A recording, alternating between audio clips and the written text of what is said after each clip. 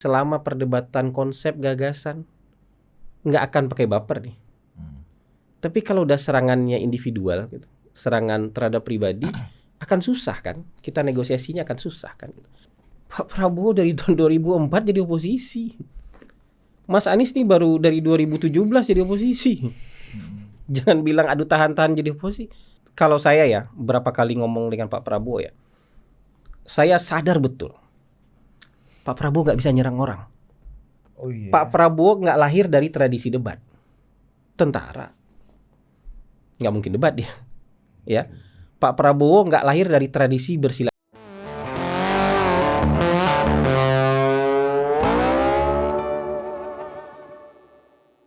Oke, welcome to Total Politik, dan hari ini kita membahas isu-isu semalam, ya, isu-isu bukan semalam juga kalau tayangnya ini besok atau kapan kita nggak tahu.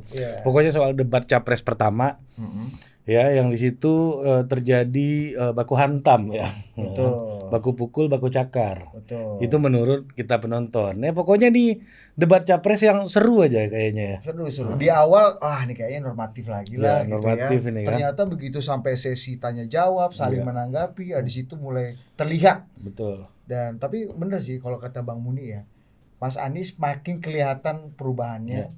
Pak Prabowo menjadi semakin bold, berlanjut, dan Pak Jokowi jadi kata-kata yang sering sekali diucapkan. Mas Ganjar, kita tanya aja. kita tanya Bang Hasan.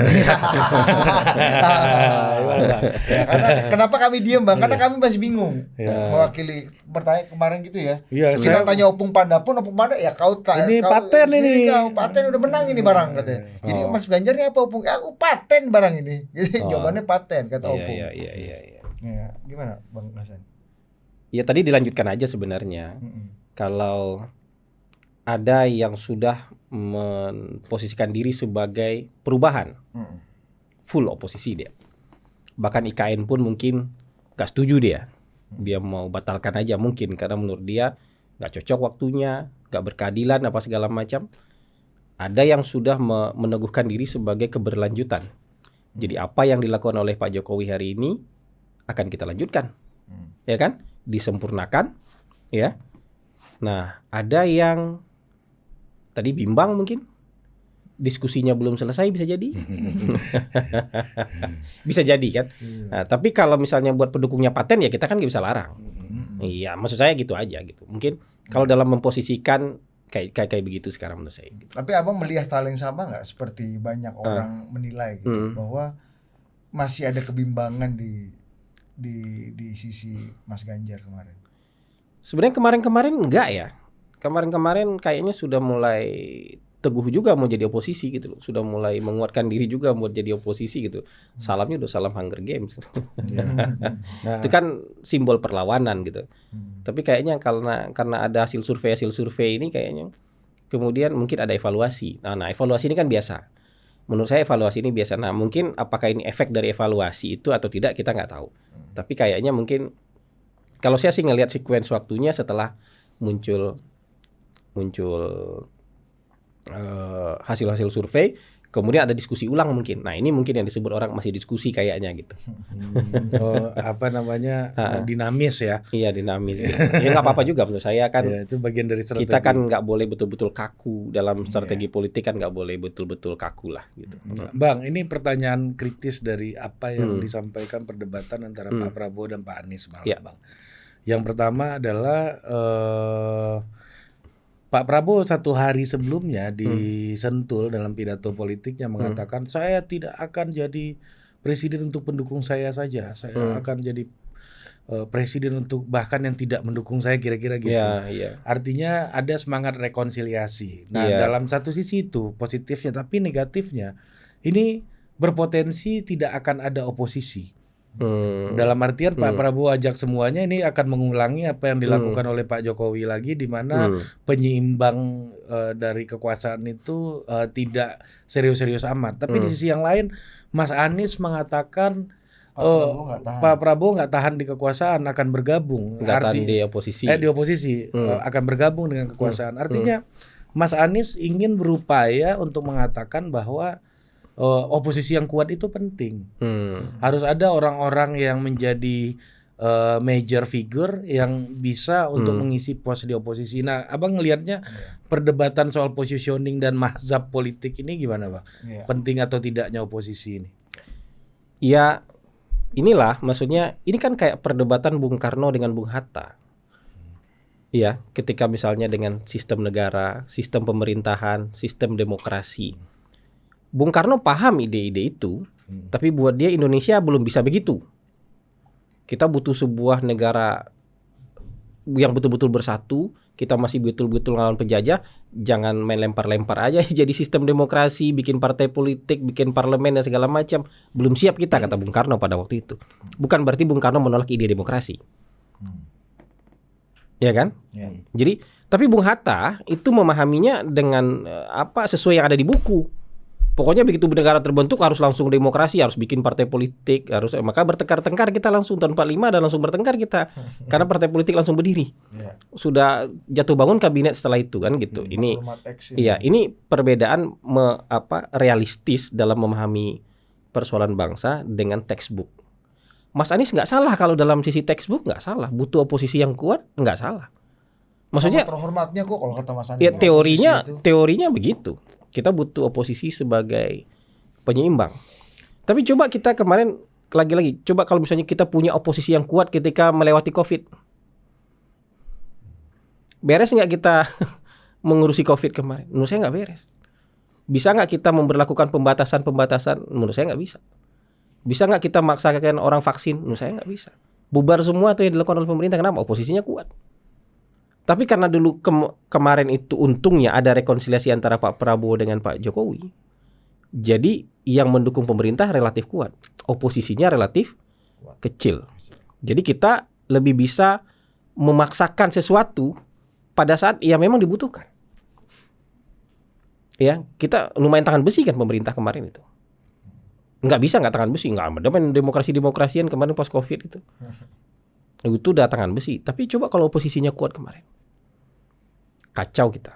Nah, begitu juga memahami Indonesia menuju Indonesia Emas 2045. Kita nggak bisa dalam situasi pembelahan, nggak bisa kita. Kita suka bilang, oh, Singapura itu cepat banget majunya, cepat banget tertibnya segala macam. Itu di sana pemerintahnya absolute majority. PAP itu absolute majority. Oposisinya terkendali. Ada tapi terkendali besarnya. Kata teman saya gitu, Bang. Kalau proyek yang dapat dari partai oposisi di Singapura, habis itu ada yang dapat, pengusaha menang senang, habis itu diperiksa kejaksaan. Iya itu di Singapura. Iya maksudnya Singapura bisa maju begitu. Misalnya di Jepang juga oposisinya terkendali. Demokrasi dibuka. Tapi mereka butuh absolute majority untuk bisa bikin pemerintahan cukup stabil. Jadi oposisi yang terkendali bukan berarti oposisi yang lemah itu prasyarat menuju stabilitas itu. Bedanya main yang lemah apa? Ini yang lemah dan terkendali ini. Iya mungkin dari sudut pandangnya aja, dari sudut pandangnya. Bukan berarti ruang oposisi itu dimatikan. Kan kalau ruang oposisi dimatikan, misalnya kayak di RRC nggak ada oposisi. Di Vietnam nggak ada oposisi, di Rusia nyaris nggak ada oposisi. Nah kayak gitu kan nggak bisa muncul, kompetitor nggak bisa muncul. Tapi dalam keadaan seperti ini bisa muncul kapan aja, itu kekuasaan itu bisa beralih gitu, bisa beralih. Tapi yang mengusung pemerintahan itu lumayan absolute majority. Ya absolute majority ini penting. Jadi gini, ke depan kita itu nggak bisa ngegasnya, nggak bisa kendor. Ngegasnya harus dengan kecepatan yang paling tidak sama dengan yang sekarang.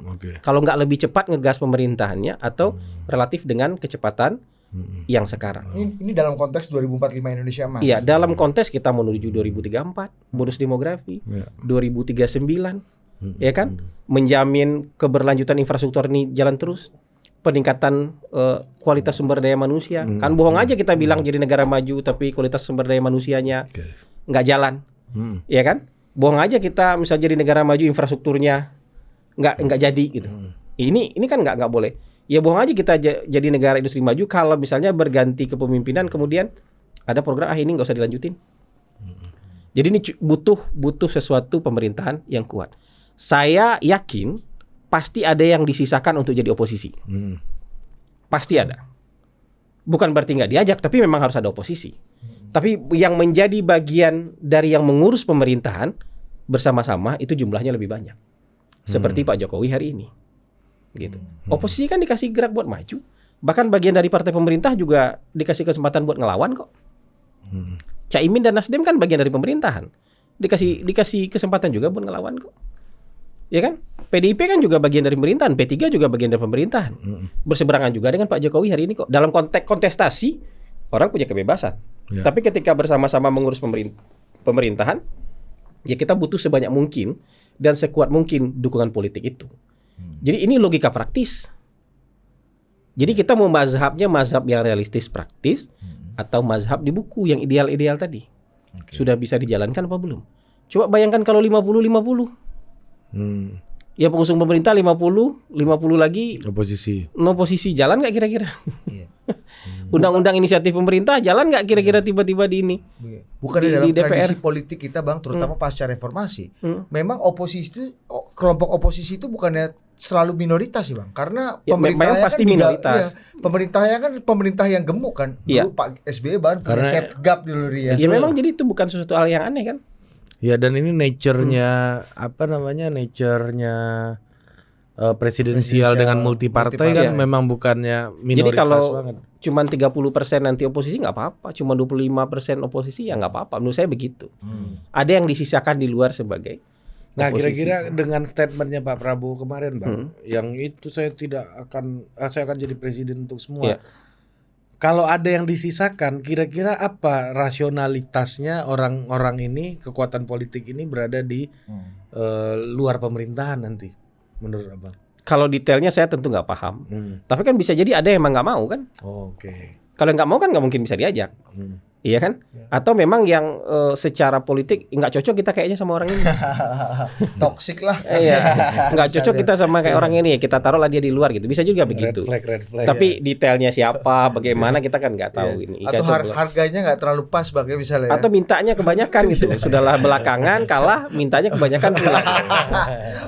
Itu mungkin tapi itu. Mungkin aja. Ya, itu Mungkin- kalau mungkin itu aja. bisa terpaksa oposisi itu Bang ya berarti ya. Karena Iya. dia minta cuma nggak Iya, nggak masuk bisa kita aja penuhi, harganya. nggak bisa Iya. kita penuhi, oposisi aja lah ini gitu. Gitu. Nih penonton kita pasti udah punya imajinasi ini siapa Bang, yang Bang maksud. Iya, iya. Gua rasa lu sama sama gua. Iya. Karena yang udah paling punya tradisi Iya. adalah yang dalam pasca reformasi ya beliau kan. Itu maksud lu kan? Enggak, Salah ya. salah beda berarti. beda Beda berarti. ya? Atau Iya. juga bisa karena DNA-nya adalah DNA oposisi, ya kita kembalikan lagi dia jadi oposisi, bisa Ini juga maksud gua. gitu. Iya. DNA-nya Ini DNA oposisi. sama bukan? Terlalu eksplisit ya? Iya, Ya kan Anda maunya eksplisit ya kan? Nanti- Sekalian aja nanti dieksplisitin. ya, nanti Anda serang kami lagi. Tapi jangan dianggap ini kan dalam konteks ketika Pak Prabowo diimajinasikan menang pemilu kan. Iya kan? Jangan dianggap kita bicara ini seolah-olah kita sudah menang gitu. Iya, tapi kan Iya. ini dalam konteks rencana ketika memimpin Iya, kan, iya. karena Pak Prabowo udah ngomong rencananya Iya, gitu. iya. Dan Mas Anies juga ngomong rencananya juga Iya, gitu. gitu. Ya artinya Mas Anies itu waktu dalam konteks bicara itu betul-betul menyerang gitu Bang ya, bukan Nah, menyerang itu ya. juga Ya, tuh. mempertanyakan keputusan Pak Prabowo untuk Ya meninggalkan. ini akan jadi berat buat Mas Anies. Karena Mas Anies menanyakan sesuatu hal yang nanti akan membuat lidahnya kegigit. Kalau mau bergabung jadi bagian dari pemerintahan. Kalau dia mempertanyakan semalam soal etik misalnya, ya kan? Ya berarti nggak bisa diajak Mas Anies nanti. Kenapa? Mas Anies mau bergabung sama sesuatu yang Mas Anies anggap melanggar etik?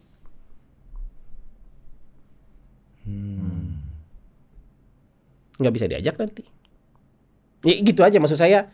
Kasihan Mas Aniesnya. Jadi makanya saya bilang sebenarnya perdebatan ini selama perdebatan konsep gagasan nggak akan pakai baper nih.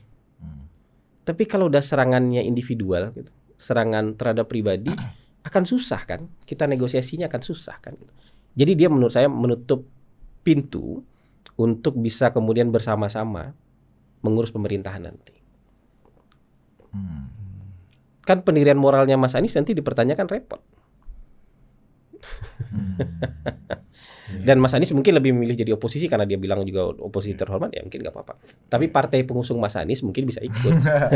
Mas Anies. Ya itu pertanyaan saya juga tuh. Artinya Pak Mas Anies bisa jadi bisa jalan sama partai pengusungnya dong. Iya bisa aja, bisa aduh aja. Mas Anies, memang kau tahan, aku pun nggak tahan, aku yang nggak tahan. Katanya mungkin aja. Iya Caimin mungkin kan. aja nanti Nasdem Iya. bilang Mas Anies sih tahan aja jadi oposisi, kita nggak tahan katanya. Iya. Tapi Jadi kayak gitulah. Jadi kalau menurut saya tidak akan semua bergabung. Oh ya kita 100% partai-partai kemudian jadi partai pemerintah, nggak mungkin begitu. Tapi itu yang dipermasalahkan Mas Anies pada konteks oposisi itu adalah persoalan etika, Bang. Etika atau bicara pemahaman Apa? atau bicara keputusan politik sih sebenarnya yang mau mencoba dipertanyakan oleh Mas Anies pada saat bicara mengenai oposisi. Ada banyak kan kemarin itu ada yang bilang, oh, kan Pak Prabowo nggak tahan jadi oposisi. Pak Prabowo dari tahun 2004 jadi oposisi. Mas Anies nih baru dari 2017 jadi oposisi. Jangan bilang aduh tahan-tahan jadi oposisi. Pak Prabowo dari tahun 2004. Bener kan dari tahun 2004? Ya kan? lebih dulu Mas Anies jadi pejabat Bang daripada Pak Prabowo. Iya, lebih dulu Mas Anies. 2004, 2009. Ya. 2014, 2019. Jangan ngajarin Pak Prabowo soal jadi oposisi. Mas Anies baru dari tahun 2017 jadi oposisi, itu pun oposisi sebagai gubernur DKI jabatan dia. Ya posisi yang punya jabatan ya, Pak. Begitu selesai jadi menteri cari jabatan lagi kan, ikut pemilihan lagi. Maksud saya jangan kemudian dengan mudah merendahkan orang, gitu kan. Pak Prabowo mungkin di luar pemerintahan tuh 20 tahun, tahan-tahan aja, nggak menyerah dia, gitu. Mas Anies ini baru dari tahun 2017 itu pun dengan jabatan sebagai gubernur, ada power juga gitu. Pak Prabowo tanpa power sama sekali. Iya. Bukan ada Gede power dia. Jadi ini kan kayak gini. Dulu ada orang aja, kamu nggak tahu hidup susah, katanya. Ngajarin saya hidup susah. Padahal harusnya saya ngajarin dia hidup susah gitu. Dari konteks kesusahan hidup, kita yang ngajarin dia hidup susah. Ini dia kasih ceramah kita soal kamu nggak tahu hidup rasanya hidup susah. Dia nggak tahu. Ini sama kayak ngajarin Pak Prabowo nggak tahan jadi oposisi. Pak Prabowo lebih lama jadi oposisi dibandingkan dia. Ini kayak seminar-seminarnya. Apa sih? Kali ini gue nggak ngerti. Apa? Ayo kita berwirausaha. Iya. Dia nggak punya usaha. Dari nol. Dia nggak punya. Oh, apa sih? Bangun usaha dari nol. Dia nggak dari nol bangun usahanya. banyak banget. Gue nggak paham. Asli gue nggak paham. Iya biar gue sama Ari aja yang paham. Apa sih? Ngasih Lu kode dong. nggak ikut seminar sih lu. Pelajaran hidup orang beda-beda. Beda. Orang mulai dari nol tuh benar-benar nol. Ada orang dari nolnya mulainya 800 juta gitu. Atau 8 miliar gitu. Acara ulang tahun 20 juta Bang. Iya. Paham. Nanti disemprit gua sama orangnya. Enggak ini. Bercanda. Ini kan kita bicara Gua tahu soal kerja keras, lu tahu gua bercanda. Jadi itu nggak masuk akal semalam ketika ngajarin Pak Prabowo soal oposisi. nggak tahan jadi oposisi. Justru Pak Prabowo kemarin bergabung ke dalam pemerintahan itu menyelamatkan bangsa. Mau suka nggak suka menyelamatkan bangsa. Tapi satu yang di-highlight oleh Mas Anies adalah ketika makanya kenapa muncul ada kalimat nggak tahan. Kan itu juga narasinya Pak Prabowo yang bilang bahwa bisnis susah. Ya, tapi kan konteksnya bukan karena dia nggak tahan gitu. Jadi dia bilang hidup saya susah kok, saya bukan orang kaya, hidup saya itu susah. Saya punya aset, itu akhirnya saya hidup dari jualan aset saya, itu ceritanya. Ya kenapa saya jualan aset? Oh, saya susah hidup saya mau ajukan kredit ke bank susah, saya bukan bagian dari kekuasaan, itu konteksnya. Konteksnya dibilang, Bapak punya harta banyak Pak, sekian triliun. Iya, tapi bentuknya aset.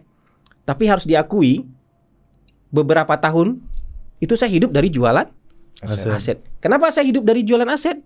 Ya karena usaha saya nggak berkembang. Saya minta kredit nggak di-approve. Kenapa? Karena saya nggak ada dalam kekuasaan. Itu kan fakta-fakta yang dia omongin aja. Jadi bukan soal itu. Konteksnya adalah kenapa dia jualan aset.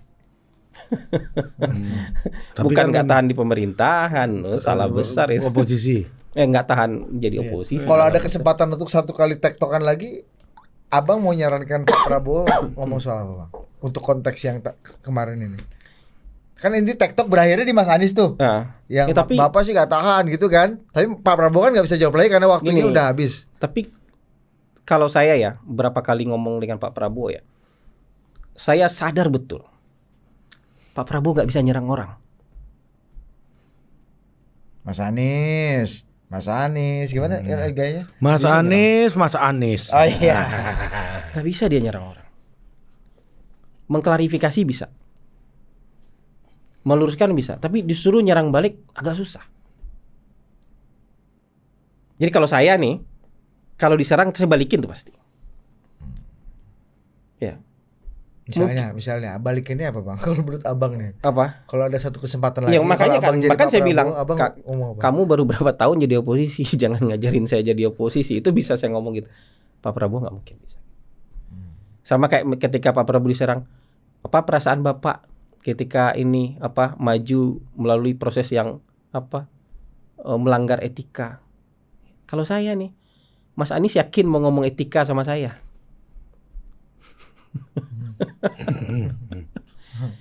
Apa, Bang? Yakin mau ngomong etika sama saya sama beberapa surat yang Mas Anies tanda tangani?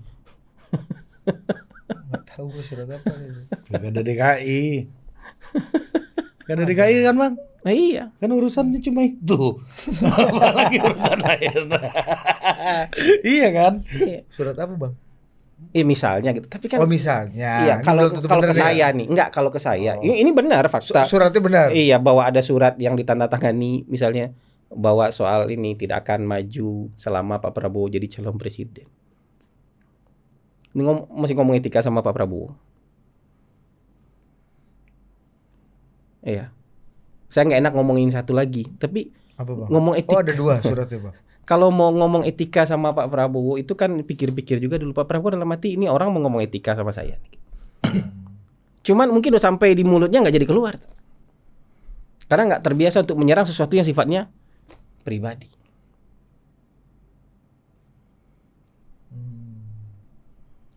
Oke. Gitu. Bahkan yang paling jauh yang disebutkan oleh Pak Prabowo itu juga konteksnya. Konteksnya itu membela Pak Jokowi, bukan buat menyudutkan Mas Anies. Ketika Pak Prabowo bilang, Mas Anies, kalau pemerintah ini otoriter, Anda nggak jadi gubernur waktu itu. Anda datang ke rumah saya dukung Anda, kita dua-dua oposisi waktu itu, Anda terpilih jadi gubernur. Kalau pemerintah ini otoriter nggak terpilih jadi gubernur Anda waktu itu. Artinya ruang demokrasi dibuka kan. Pak Prabowo mau ngomong itu, tapi bukan membela dirinya, bukan juga mau menyudutkan Mas Anies. Tapi menyerang nggak bisa dia memang. Tapi itu bukan serangan menurut Abang. Apa? Yang soal gubernur itu. Kalau enggak serangan orang, dia yang ditanya kok, dia yang diserang kok. Tapi memang ya. Coba lihat pertanyaannya Pak Prabowo terhadap Mas Anies soal pekerjaan. Mas Anies Gubernur DKI punya anggaran segini, polusinya paling tinggi, apa yang dilakukan untuk mengatasi itu? Menyerang? Ya policy. Ya. Policy. Ke Mas Ganjar pun juga soal Mas Ganjar juga policy. Jadi gitu. Jadi maksud saya Pak Prabowo nggak lahir dari tradisi debat. Tentara nggak mungkin debat dia. Ya. Pak Prabowo nggak lahir dari tradisi bersilat lidah. Pak SBY jago, Bang. Ya mungkin ada bakat-bakat terpendam. Ya. Pak Prabowo tidak dididik dalam tradisi mengglorifikasi fakta yang misalnya 3 cm jadi 3 meter. Mengglorifikasi hal yang 10 jadi 100 gitu. Enggak terdidik dengan dia bicara apa adanya aja. Apa yang bisa, apa yang masuk akal. Jadi enggak mungkin juga dia akan misalnya dengan percaya diri langsung bilang, "Oh, pokoknya enggak bisa, ini kita bisa cari kuburannya." gitu. bisa bikin pengadilannya. Orang presiden-presiden sebelumnya belum berhasil. Kan harus ngukur-ngukur juga. apa yang menyebabkan presiden-presiden sebelumnya nggak berhasil bikin itu, misalnya begitu. Jadi banyak hal lah. Jadi menurut saya kalau debat semalam itu sebagai sebuah entertainment untuk publik bagus. Mereka saling menggali dan segala macam. Tapi perbedaan karakter di antara mereka bertiga sangat terlihat. Pak Prabowo dari awal nggak ada niat menyerang. Memang nggak ada niat menyerang. Walaupun sebenarnya debat kalau kita mau ini di negara luar semua akan saling serang soal apapun. Tapi secara karakter dia memang bukan tipikal striker seperti itu. Tapi yang dua lain itu berusaha untuk menyerang Pak Prabowo. Bisa karena dua hal. Ya. Hal yang pertama mungkin karena memang mereka sangat menghayati makna debat. Jadi kita harus saling serang. Yang kedua karena memang nggak ada pilihan, angka surveinya ketinggalannya jauh di atas 20% selisihnya. Jadi mau nggak mau kan siapa yang mau diserang kan? Kalau misalnya Mas Anies nyerang Mas Ganjar, ceruk suaranya kecil nih yang mau diperebutkan. Mas Ganjar nyerang Mas Anies, ceruk suara yang diperebutkan juga kecil. Mending serang Pak Prabowo yang ceruk suaranya memang besar. Ya kira-kira begitu.